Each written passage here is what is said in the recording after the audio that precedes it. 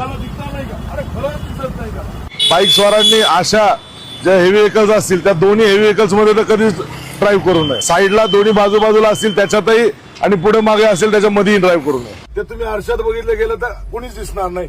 परत इथं समोर बाईक स्वार आहे तो दिसत नाही, त्या कॉर्नरला बाईक स्वार आहे तो दिसत नाही, मागचा आहे तो बाईक स्वार दिसत नाही. मागच्या आरशात आपण बघाल तर आपल्याला काहीच दिसत नाहीये.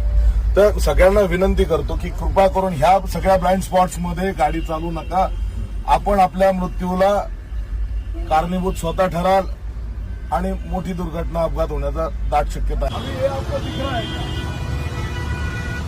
हा महत्वाचा ब्लाइंड स्पॉट आहे. हा सगळ्यात महत्वाचा ब्लाइंड स्पॉट आहे जे की बायकर्सला कळत नाही. अंधारात दिसता नाही का?